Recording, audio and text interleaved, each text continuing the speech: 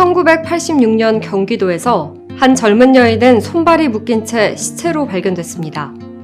이때까지만 해도 동일 사건이 10번이나 반복될 줄은 몰랐죠.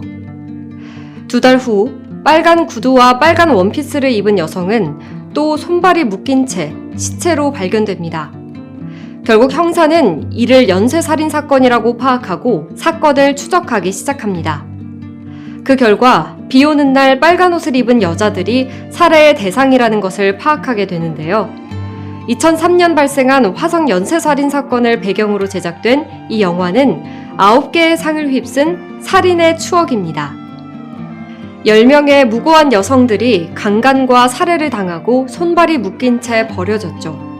이 끔찍한 사건에는 공통점이 있었는데요. 바로 모두 빨간 옷을 입고 있었던 여자를 살해했다는 것입니다. 그렇다면 왜 범인은 빨간 옷 입은 여자들을 노렸을까요? 그 전에 성범죄자들의 4가지 유형을 살펴보겠습니다. 첫 번째, 분노형 성범죄자입니다. 특별하게 분노를 느끼는 여성이 있으며 복수하고자 하는 마음을 항상 갖고 있는데요.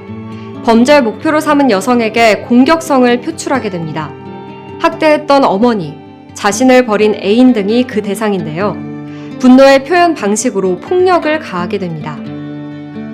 두 번째, 권력형 성범죄자입니다. 이들은 성적인 만족감이 아닌 자신의 권력을 과시하기 위해 범죄를 저지르는데요. 여성을 강간함으로써 열등감을 극복하려고 하기 때문에 자신보다 나이가 어린 여성이나 힘 빠져 보이거나 완만한 여성을 대상으로 범죄를 저지르게 됩니다. 세 번째, 가학형 성범죄자입니다. 자신의 공격적인 행위로 인해 피해자들이 고통을 받고 무기력해하는 모습을 보며 만족감을 얻는 유형인데요. 분노와 권력을 성적으로 변형시켜 범죄를 저지릅니다. 마지막 4번째는 기회주의적 성범죄자인데요. 강도나 절도 등 범죄를 목적으로 하였으나 충동적으로 생긴 성적 욕구로 인해 범죄를 저지르는 유형입니다. 그렇다면 영화 살인의 추억에 나온 범죄자는 어떤 유형에 해당할까요? 두 번째 권력형 성범죄자와 세 번째 가학형 성범죄자가 혼합된 형태입니다. 한 논문에서는 이 범죄자를 쾌락적이며 욕정과 스릴형 연쇄살인범으로 추정하고 있는데요. 그런 그를 더욱 자극시키는 것은 빨간색이었습니다. 영화 살인의 추억에서 범인은 왜 빨간 옷을 입은 여자들을 범행 대상으로 삼았을까요? 첫 번째, 빨간색은 사람을 흥분시키는 색입니다. 빨간색이 피나 불 등 자극적인 기억을 끌어올려 불안감을 느끼게 하기 때문인데요. 범죄 전문가들의 분석에 따르면 빨간색은 범행 충동을 자극하는 하나의 요인이 된다고 합니다. 투우에서 투우사가 빨간 깃발을 흔드는 것도 황소가 빨간 깃발을 보고 흥분하며 달려들도록 하는 것이 아닌 관중을 흥분시키기 위함이라는 것이 밝혀진 것처럼요. 두 번째, 사람의 몸은 선천적으로 빨간색에 잘 반응합니다. 빨간색은 이성보다 감성을 자극하며 혈압과 체온을 올리는 역할을 합니다. 한 실험에서 빨간색 방에 들어간 사람의 맥박수가 분당 20회 이상 빨라지는 것을 확인할 수 있었습니다. 빨간색이 인체에 엔도르핀을 분비시키기 때문인데요.